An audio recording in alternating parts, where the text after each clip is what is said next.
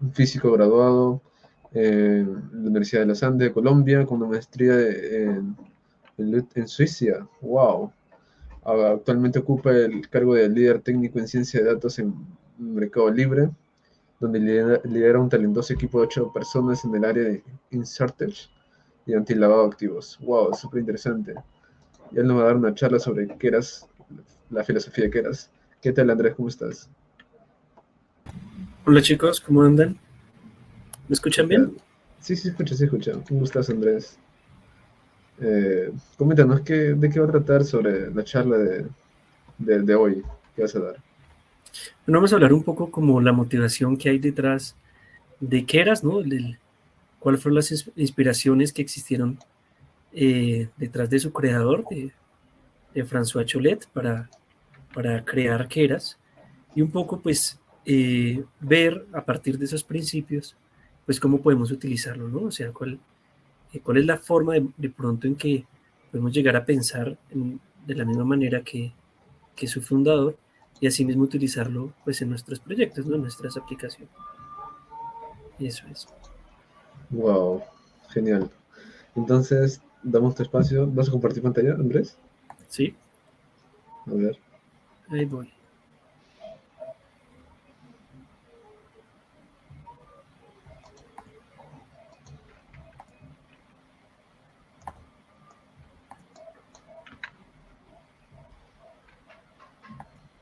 Ahí están viendo. A ver, ahora sí se puede ver. Bueno, Sí. el escenario es todo tuyo, Andrés. Éxitos. Bien, entonces, bueno, como les decía, un poco lo que vamos a charlar es la filosofía de Keras, ¿no? Ya creo que hemos tenido bastantes charlas, un poco de uso de Keras, de las nuevas features que está incorporando, de la nueva forma de utilizarlo, etcétera. Pero quisiéramos aquí ahondar un poquito en lo que hay detrás, ¿no? En aquellos principios con los que se fue diseñado, con los que fue diseñado. Quisiera empezar justamente con esta frase de su creador, ¿no? Recordemos más o menos, este fue un proyecto inicialmente académico que fue llevado a open source aproximadamente en el 2015, ¿no? Y que fue liderado por esta persona, François Cholet, que ahorita trabaja para Google. Y bueno, él, entre muchas de las cosas que dice, les recomiendo que sigan su Twitter. Es bastante bueno como también para tener inspiraciones en la industria.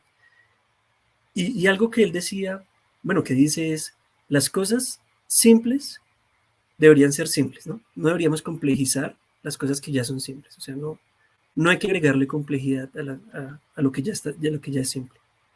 Y las cosas complejas deberían ser posibles, ¿no? Y un poco este es como el principio que hay pues detrás de Keras. Vamos a ir a lo largo de la charla ahondando un poquito más en esto, pero antes quisiera partir como de lo básico, de pronto ya ustedes son bastante experimentados en Keras, pero quisiera volver un poco como a los principios, o bueno, a los fundamentos de Keras, ¿no? Saber qué es Keras, por qué es bueno utilizar Keras, ¿no? ¿Por qué nos sirve utilizar Keras en la industria? Y muy brevemente cómo utilizarlo, ¿no? Una primera aproximación. Entonces empecemos con este concepto de Keras. Lo primero es que Keras es una API, ¿no? Eso quiere decir que es una interfaz, ¿no? De nosotros, o sea, es un código que nos conecta a un backend más poderoso, ¿no? En donde desarrollamos pues todos los cálculos, todas las operaciones matemáticas de Machine Learning, en particular de Deep Learning. Está diseñado para seres humanos y no para máquinas, ¿no? Y eso es algo importante. O sea, este principio que les mostraba al inicio de la charla, eh, pues busca hacer precisamente fácil para nosotros el uso de Machine Learning, ¿no? La implementación. La optimización, lo que hay detrás, pues eso lo maneja TensorFlow, PyTorch, etcétera, como ya mencionaba Adonai anteriormente, pero ¿qué era lo que nos hace es, lo que nos permite es escribirlo, ¿no? Sigue, por lo tanto, las mejores prácticas para reducir la carga cognitiva. Quiere decir que sí está pensado para no escribir de más, ¿no? Para que lo que nosotros pensamos a la hora de diseñar un modelo, una arquitectura, etcétera, pues se pueda hacer, ¿no? Además, las APIs que contiene son simples y consistentes, ¿no? Si uno entendió algo no sé, a la hora de utilizar una de estas APIs, después lo puede extrapolar en las demás, ¿no? Por ejemplo, de la secuencial a la funcional. Y además minimiza la cantidad de acciones requeridas por los usuarios en los casos más típicos, ¿no? O sea, cuando estamos diseñando una red neuronal sencilla, minimiza las cantidades de acciones, ¿no? Y bueno, y por último, también está pensado pues para facilitar el debugging, ¿no? La solución de errores, y por lo tanto nosotros encontramos allí errores accionables y claros, ¿no? Que podamos nosotros interpretar y no como pasaba inicialmente con backends como Teano, etcétera, en donde era muy difícil de saber qué era lo que estaba sucediendo. Eso es Keras, ¿no? Eso es Keras. En principio, para que nos quede ahí en la cabeza, creo que igual lo sabemos, pero es una interfaz hacia un backend más potente donde podemos desarrollar nuestros modelos de Machine Learning. Y ahora, ¿por qué utilizar Keras? ¿Por qué Keras y no otra tecnología, no u otro lenguaje? Bueno, nos ofrece una gran ventaja como desarrolladores, obviamente para hacer el delivery de nuestras aplicaciones de Machine Learning, ¿no? Y hay 3 puntos importantes en particular para nosotros, insisto, no tanto sobre el poder de la máquina, el poder el usar eh, infraestructura, etcétera, sino para nosotros hay 3 puntos importantes. Uno es que se enfoca en la velocidad a la hora de hacer debugging, ¿no? Pero nos permite hacer debugging sin tener que esperar grandes compilaciones, etcétera, y además los mensajes son bastante claros. Lo segundo es que el código es consistente y elegante, ¿no? Nos ofrece además facilidad de mantenimiento. Eso es muy importante en escenarios industriales, precisamente como el lenguaje es bastante similar a lo que hacemos nosotros, pues como seres humanos a la hora de diseñar una red neuronal en el papel, pues asimismo podemos mantenerlo. Y además facilita el despliegue de estas aplicaciones.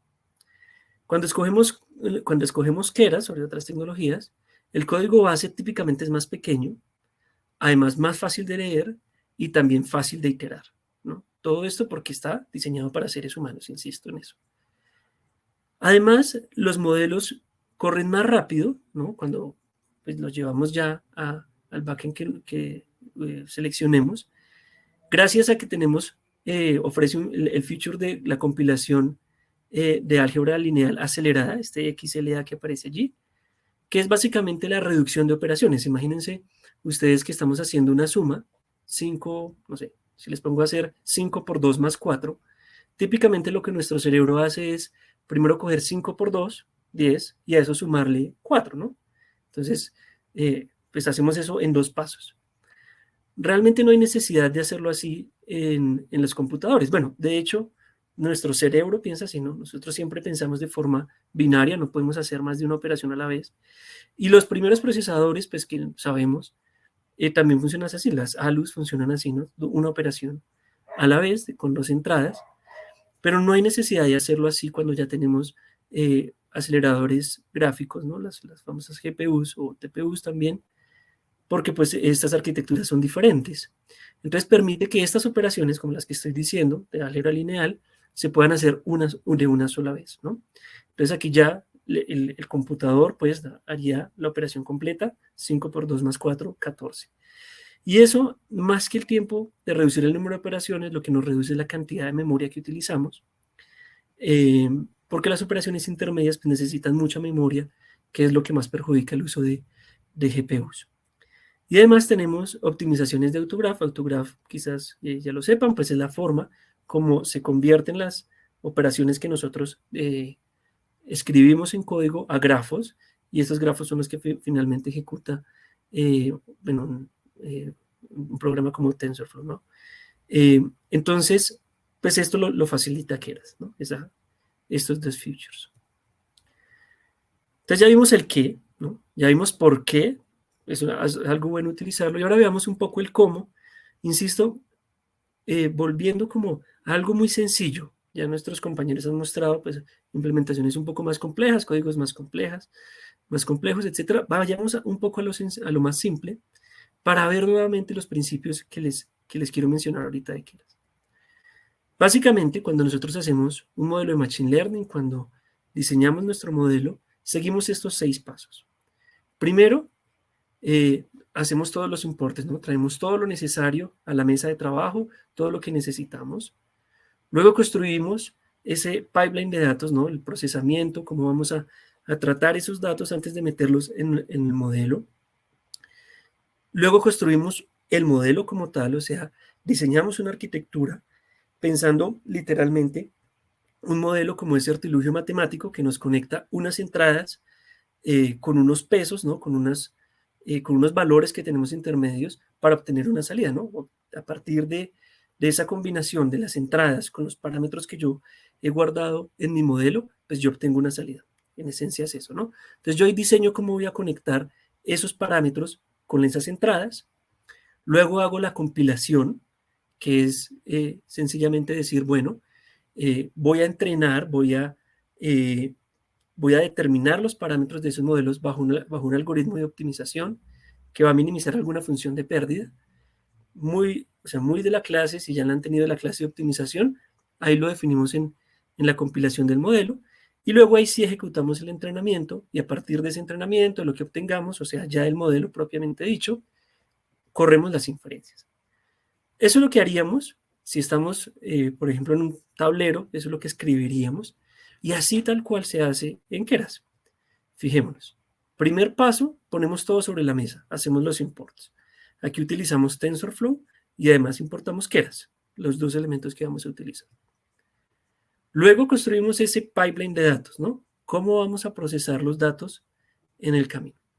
Entonces, lo que primero hacemos, pues, es instanciar un dataset, o sea, traemos el dataset y luego declaramos la cantidad, bueno, la serie de operaciones que le aplicamos a ese dataset, a ese conjunto de datos. Y fíjense, quiero que hagamos un poco de énfasis en la simplicidad que es hacerlo en Keras. Primero que hacemos es, tomamos el dataset y escribimos operación tras operación, una tras otra. Entonces aquí, en este ejemplo en particular, primero hacemos un shuffle, ¿no? Un shuffle es cuando vamos sorteando los datos, cuando los vamos barajando. Hagan de cuenta que tenemos nuestro pipeline de datos, todo el conjunto de datos, y lo vamos agrupando sí, en lotes, y cada lotecito lo vamos sorteando, ¿no? Lo vamos barajando. Obviamente, si escogemos un lote más grande, pues sorteamos todos los datos, pero es más demorado. Si escogemos un lote más pequeño, pues los vamos sorteando localmente, pero es más rápido. Luego tenemos la operación de agrupación, que ahí sí lo dividimos en pequeños grupos, y esto el objetivo es pues pasárselo después al modelo en esos mismos grupos. Y en este ejemplo terminamos con un map, que es una operación que hacemos sobre los datos, una operación que está por definir, aquí en este paréntesis, pues el desarrollador tendrá que definir. Nuevamente, fíjense lo simple, ¿no? Estamos concatenando operaciones muy similar a cómo se hace en scikit-learn, una tras otra, y pues lo hace muy, muy fácil de entender para nosotros, ¿no? Ahora construimos nuestro modelo, el artilugio matemático.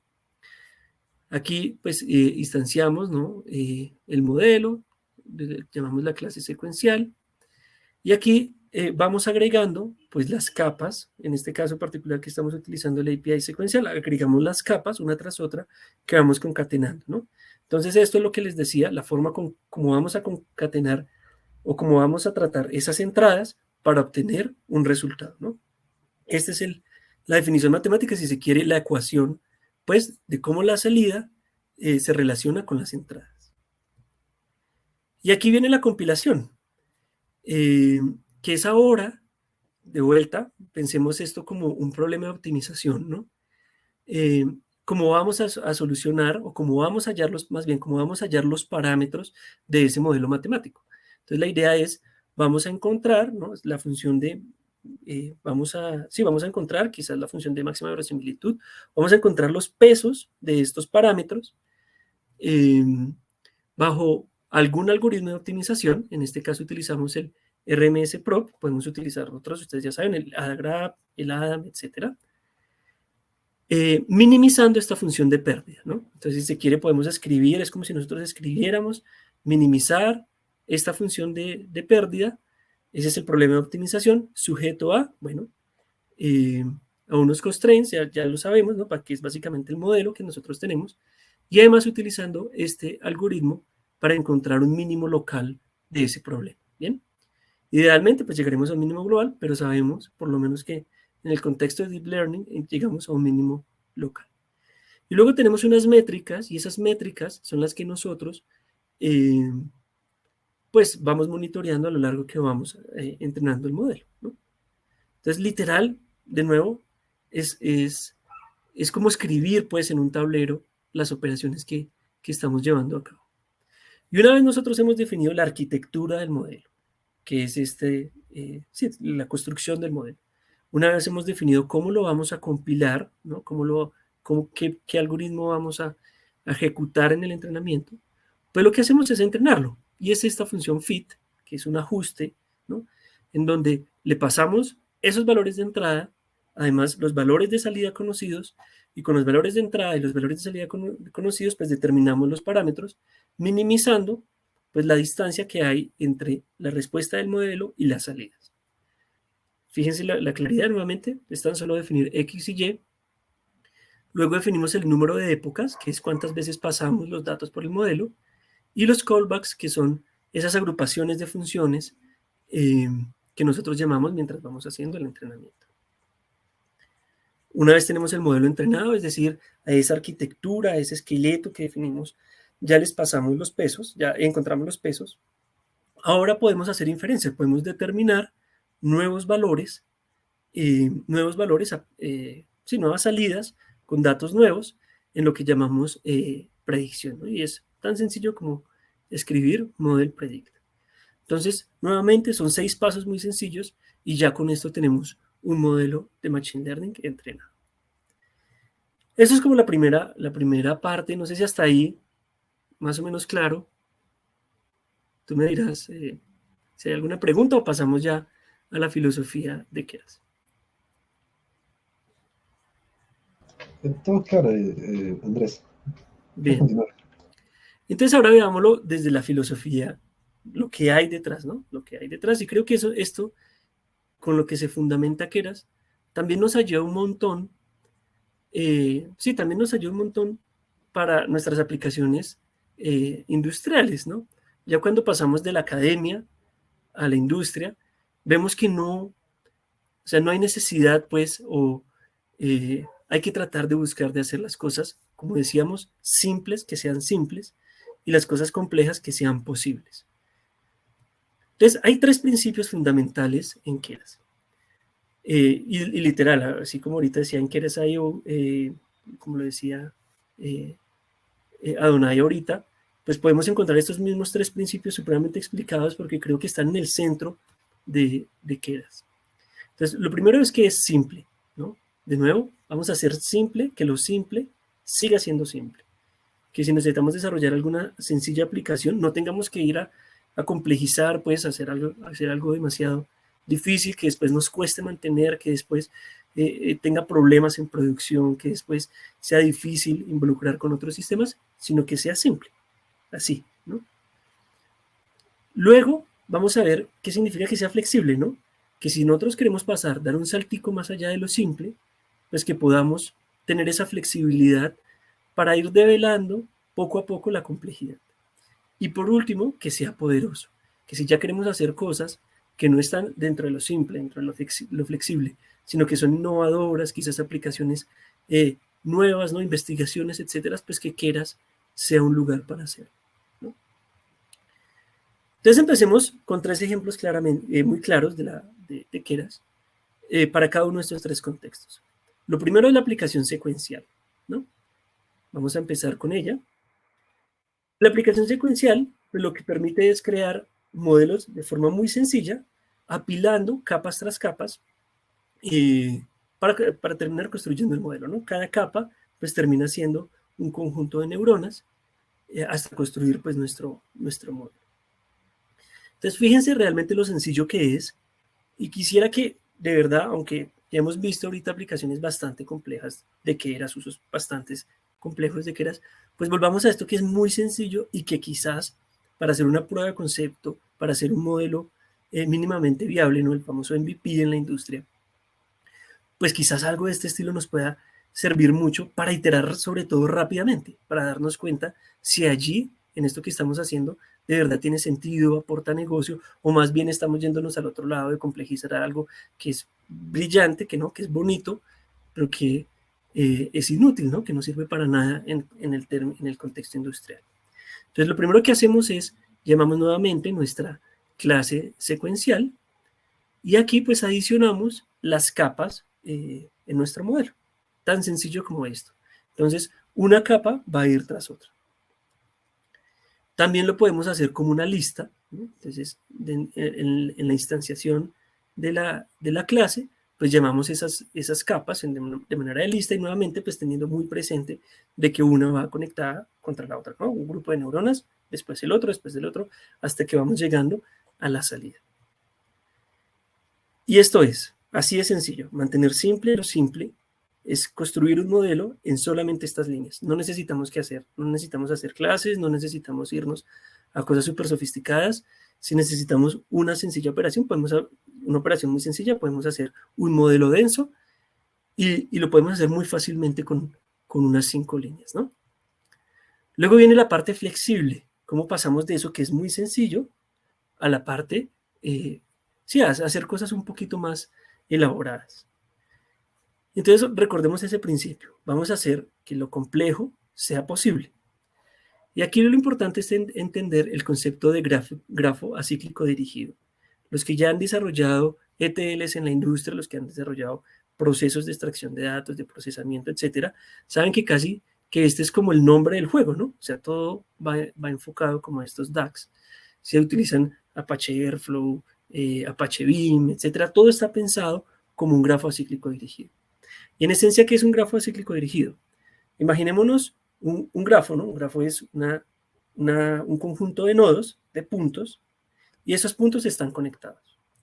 Lo que tiene en particular este grafo es que esos puntos están conectados de forma dirigida, o sea, de un nodo hacia otro. La flechita que conecta o la línea que conecta a un nodo con otro es una flecha, tiene una dirección.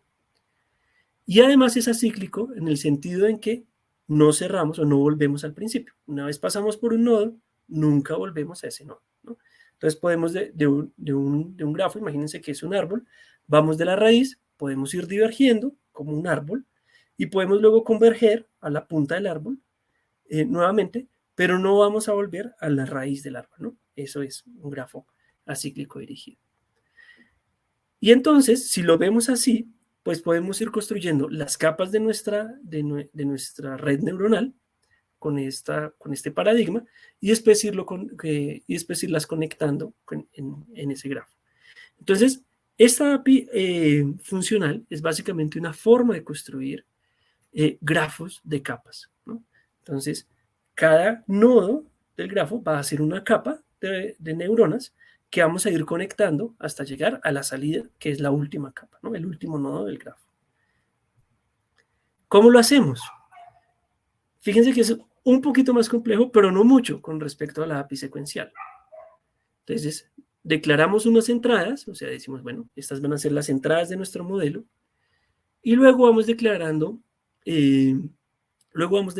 capas que vamos concatenando como nosotros queramos, a manera de este nodo, ¿no?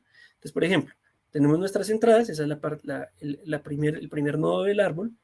Podemos crear luego dos nodos, ¿no? Que utilizan la misma entrada y luego concatenarlos al final. Este ejemplo que está aquí es más sencillo, es un grafo de, digamos, 3 nodos, ¿no? En que empezamos con las entradas, luego lo pasamos a una capa densa intermedia, que es esta, y finalmente pasamos a la salida, donde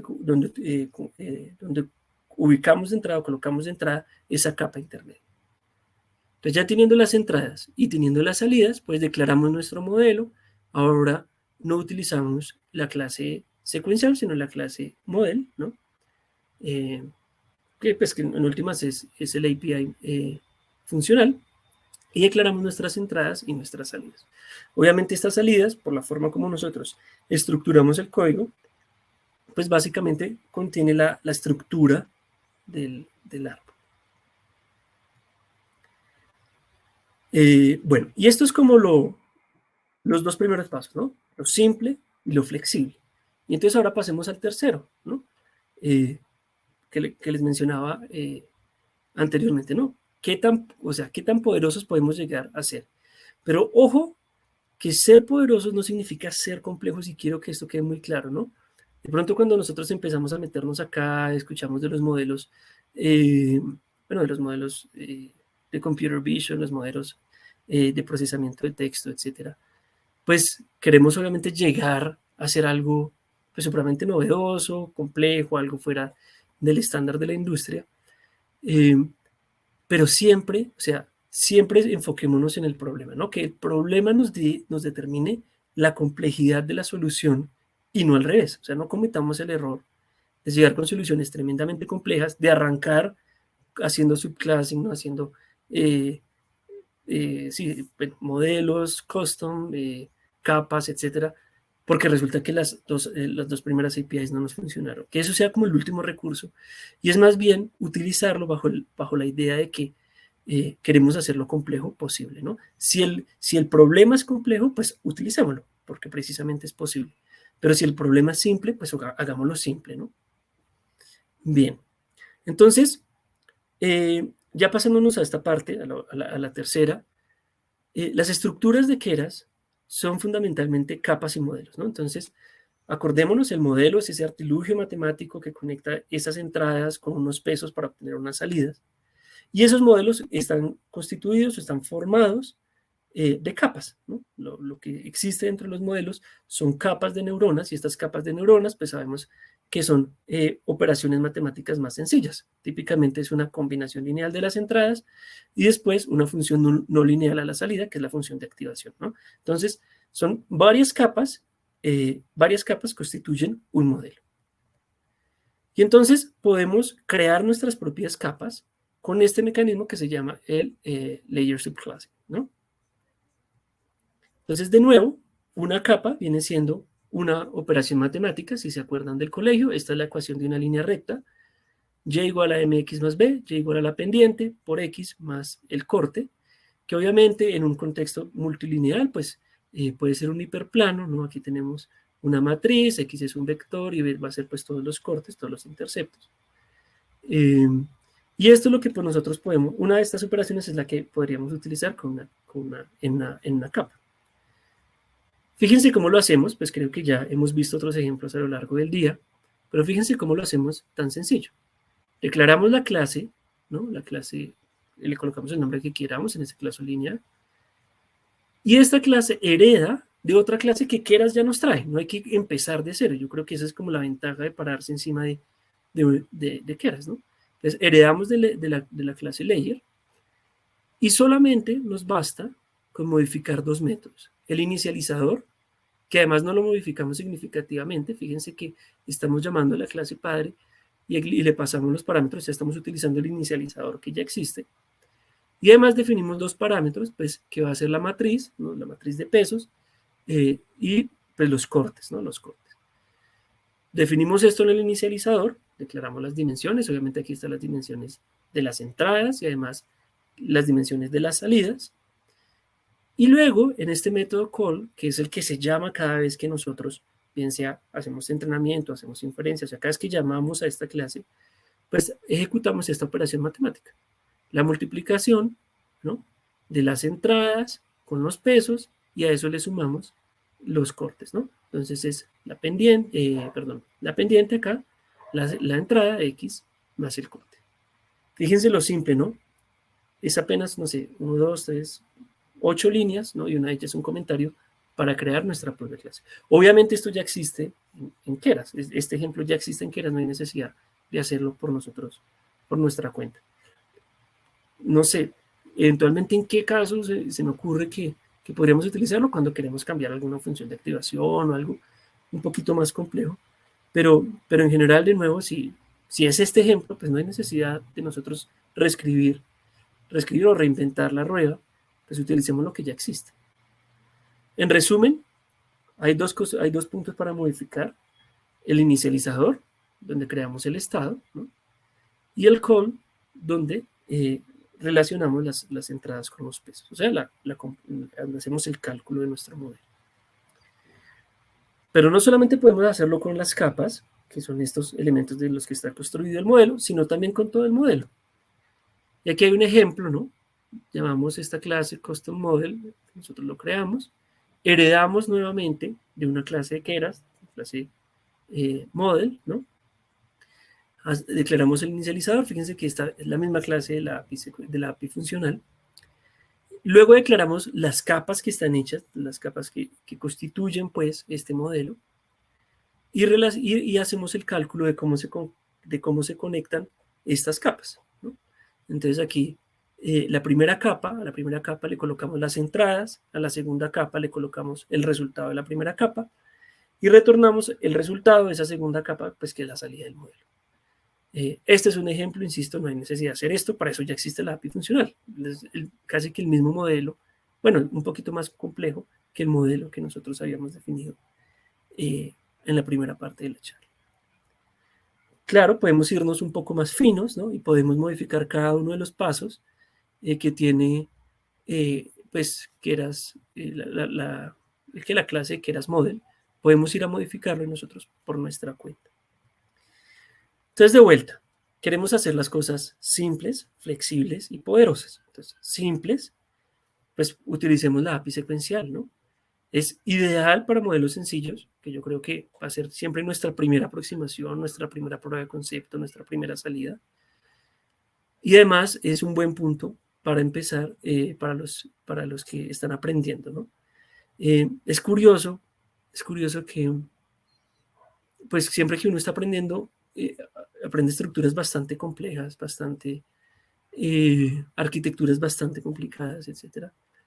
Pero muchas veces, ya cuando estamos en la industria, lo más sencillo soluciona suficientemente bien el problema para no llevarlo a complejizar, ¿no? O sea, siempre lo más sencillo nos soluciona el 80, el 90% del problema, y ya arquitecturas más complejas con cualquier cantidad de operaciones apenas nos añaden un 1%, un 2% de ese 90% que ya solucionamos. Entonces, tratemos de empezar por lo simple. Si esto lo dice François Cholet, que fue el creador de esto, yo creo que es un buen mentor, ¿no? Como decía Donay ahorita, para seguir. Lo segundo, que sea flexible, ¿no? Si ya queremos ir un poquito más allá porque queremos hacer algo particular, alguna modificación, lo que sea, pues utilicemos la API funcional. Y ya por último, si queremos investigar, si queremos tener máximo control, si verdaderamente queremos hacer algo que no esté dentro de los otros dos, pues utilicemos esto de subclassing, de model subclassing y layer subclassing, ¿no? Eso es, ¿no? Fíjense, nuevamente, esto es ideal para investigación y escenarios complejos. Pero que no nos pase que está bien para aprender, ¿no? Pero que no nos pase que por tener ese poquito de orgullo de que sí sabemos, de que, etcétera, llevemos a la industria, llevemos a la salida cosas tremendamente difíciles que después se nos van a volver un tormento de mantener, ¿no? Algo complicado que nos significa muchas horas de trasnocho, etcétera. Bien. Voy a hacer un poquito de énfasis en la parte de la extensibilidad, ¿no? ¿Qué tanto podemos ir más allá con Keras? Y quizás, ¿no? Si nosotros queremos ir un poquito más de lo que ya existe, pues lo mejor es utilizar lo que ya existe, ¿no? Apalancarnos en lo que ya existe, ¿no? Como dicen los gringos, leverage on, ¿no? Y irnos un poquito más allá, ¿no? O sea, como extender lo que ya existe. Entonces podemos, como ya vimos, extender una capa, podemos modificar, hacer este layer subclassing, podemos extender un modelo, pero también podemos extender una métrica, por ejemplo.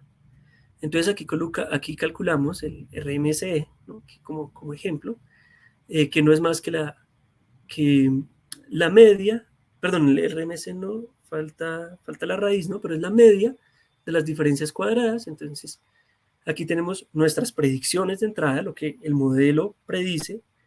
Luego tenemos los valores verdaderos, o sea, lo que sabemos que ocurre en la realidad. Hallamos la diferencia entre los dos, o sea, la distancia, el error.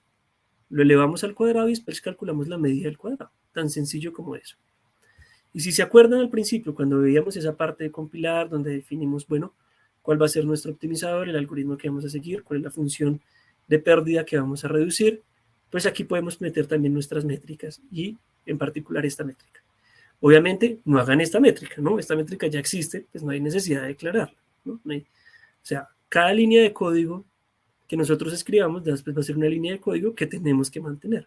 Entonces, si ya existe, pues no la tenemos que mantener, ¿no? También podemos extender una función de pérdida. Entonces, aquí, por ejemplo, calculamos nuevamente la diferencia entre nuestras predicciones y los datos verdaderos, lo elevamos al cuadrado y calculamos la media, ¿no?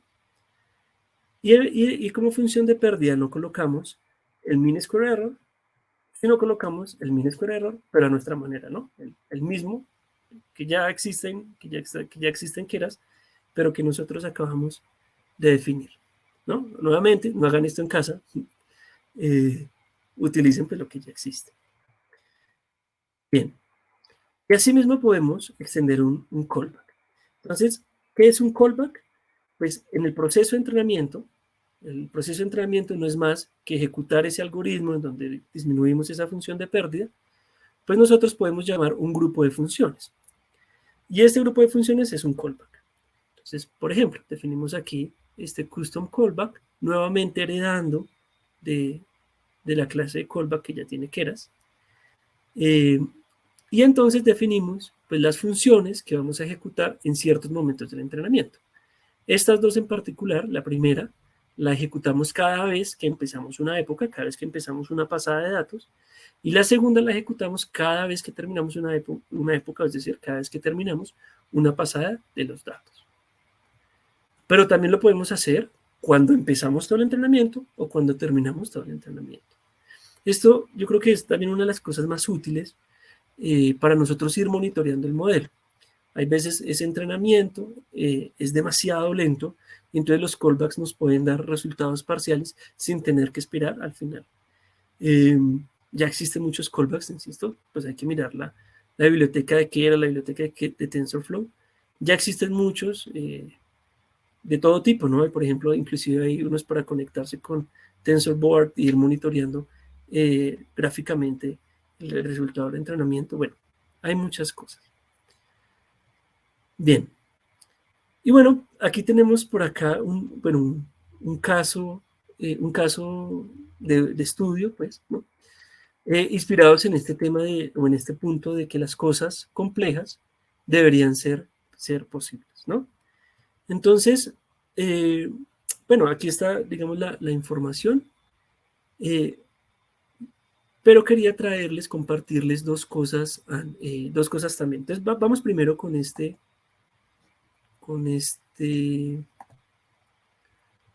paper, con el ejemplo. Está aquí en la librería, en la página de Keras, ¿no? Y en esencia el problema que resolvemos acá es cómo a partir de una serie de imágenes que tomamos de un objeto en 3D, ¿no? Cómo a partir de esto podemos nosotros llegar a construir un mapa tridimensional del objeto, ¿no? O sea, tomamos unas 20 o 100 imágenes del objeto desde diferentes puntos de vista y cómo podemos construir el mapa del objeto de manera que si nosotros le especificamos una dimensión en particular del objeto, pues podamos saber el color o alguna propiedad de esto. Esto está basado en un paper, ¿no? En que utilizaron naturalmente redes neuronales. Aquí pues está el paper, ¿no?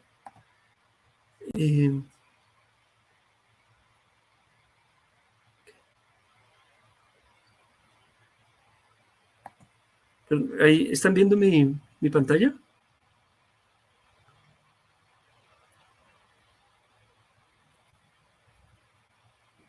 Hola.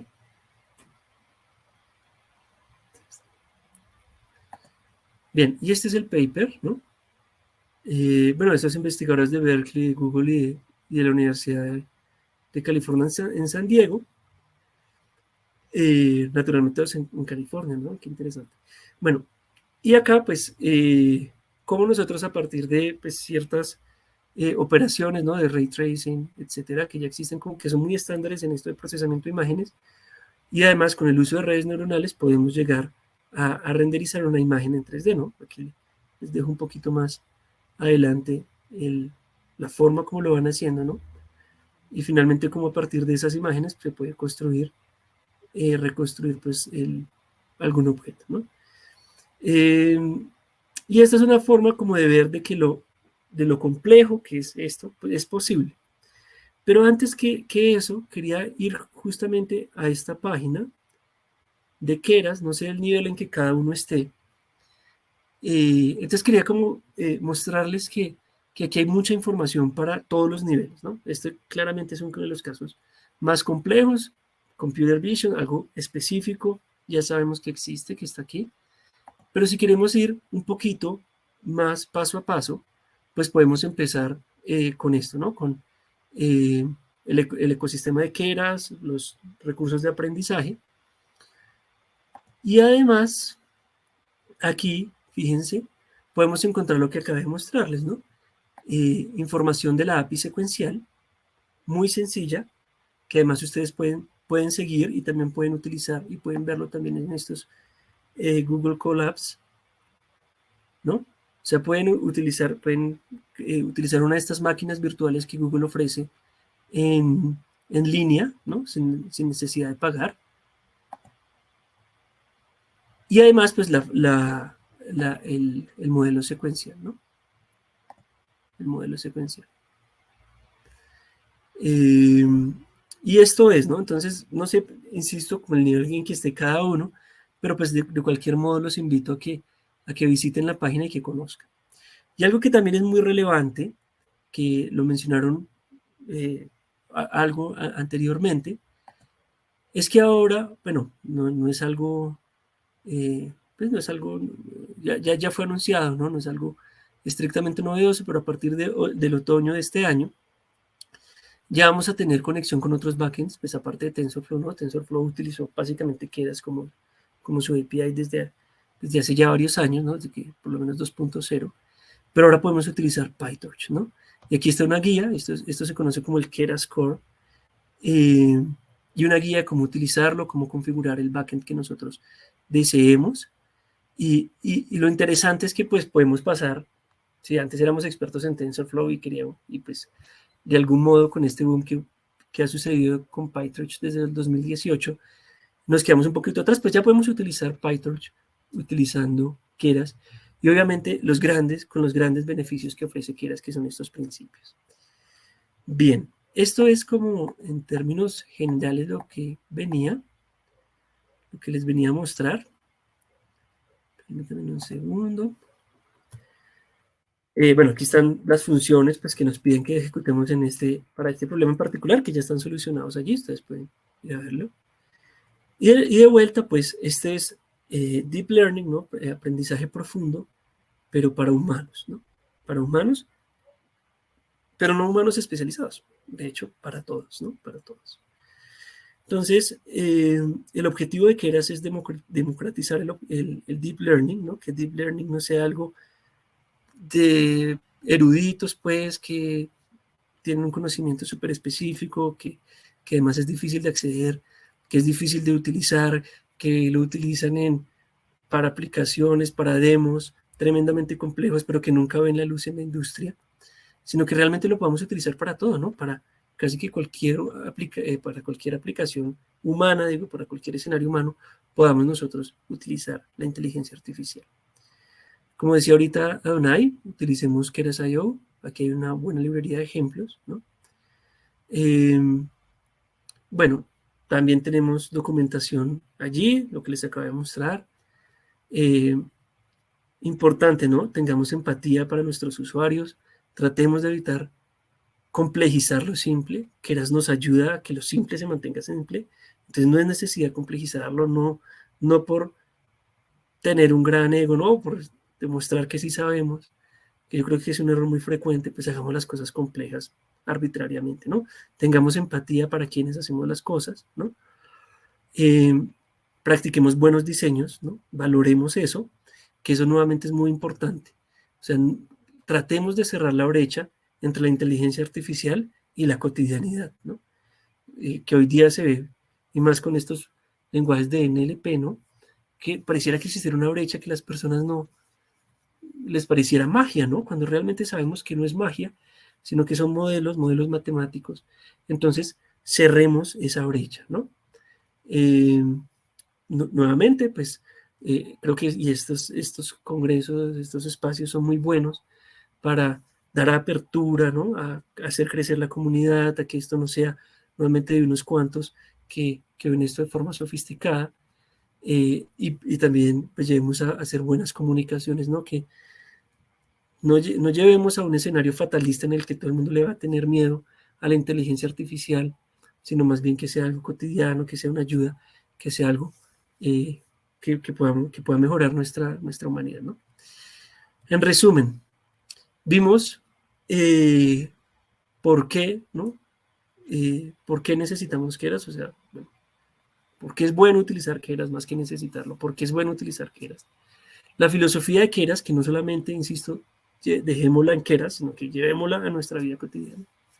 La facilidad de extenderlo y adicionalmente pues un caso de estudio que realmente no exploramos, pero que les dejo allí pues para que puedan explorar, ¿no? Está en la página de Keras.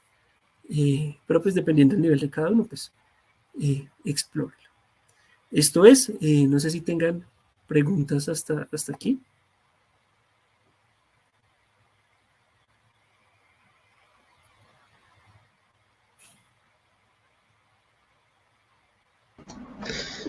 Muchas gracias Andrés por la charla, de verdad está súper interesante. Es un nuevo enfoque, ¿no? Que, o sea, no es que no, es un interesante enfoque que le das, ¿no? Y que has explicado esta charla, de verdad. Eh, es como que nos dejamos un ratito de estar ahí, como que haciendo así proyectos, ¿no? Ponemos a pensar por qué utilizamos Keras, por qué utilizar Keras, cómo aplicarlo a la vida, de verdad, espectacular, como has explicado Andrés, de verdad. Para mí ha sido súper excelente esta charla. Y bueno, chicos, si es que tienen dudas, lo comentan por aquí, por el chat. Y, y yo te preguntaría, ¿cómo se relaciona la filosofía de Keras con otros API de Deep Learning? Pues realmente Keras, si uno lo ve, digamos, en sus principios, está basado también en otras, ¿no? O sea, muchas de las cosas que están en Keras, por ejemplo, son comunes con Scikit-learn, ¿cierto? Eh, entonces, pues, obviamente existe la conexión, ¿no? Eh, sí, Keras tiene la ventaja de que se planteó así bajo estos principios, digamos, fue un proyecto que buscaba, como que perseguía esto estrictamente y pues lo lograron. Pero no por eso, pues en otras, yo creo que Scikit-learn, todos los autores utilizado, se pueden construir pipelines también fácilmente. Algo muy interesante de Scikit-learn, por ejemplo, es que uno puede guardar allí, no se puede tener como 10 arquitecturas diferentes para problemas, contextos diferentes, y casi que siempre es el mismo código, ¿no? Siempre casi que es lo mismo, que es esto nuevo de consistencia, ¿no? De, de, de reducir la carga cognitiva, etcétera. Genial, Andrés, lo explicas tan bien que de verdad, o sea, es entendible todo lo que dices, ¿no? Muchas gracias. Y bueno, chicos, si tienen alguna duda, de todas maneras, déjenla en sus comentarios.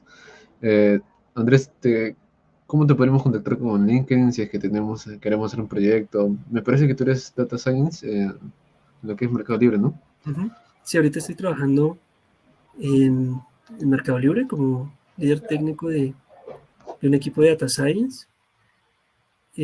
Como les decía, como decías al principio, para el contexto de lavado de activos y también para el contexto de venta de seguros, ¿no? Eh, entonces, nada, pues les paso, si quieren les dejo mi LinkedIn acá y cualquier cosa pues me pueden escribir por ahí. Genial, muchas gracias, Andrés, de verdad.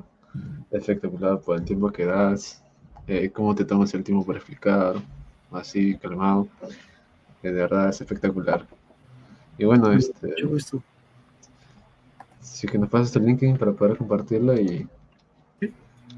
y pasarlo a los chicos. De todas maneras, aquí hay un saludo, creo que no lo vi el último, dice de Hugo Yesid Parrado Guerrero. Genial, Felipe. Así. Bueno, ahí te mando Hugo saludos. también es compañero de Mercado Libre. Ah, mira, qué interesante. Él es project Leader, ¿no? De Financial Education. Wow, qué interesante, ¿no? Gente así también está uniéndose a la comunidad también. Bueno, gracias Andrés por tu tiempo. Un gustazo, de verdad. Esperamos contar Bueno, contigo en la próxima oportunidad. bueno, ustedes, que estén muy bien, un gusto. Genial, hasta luego.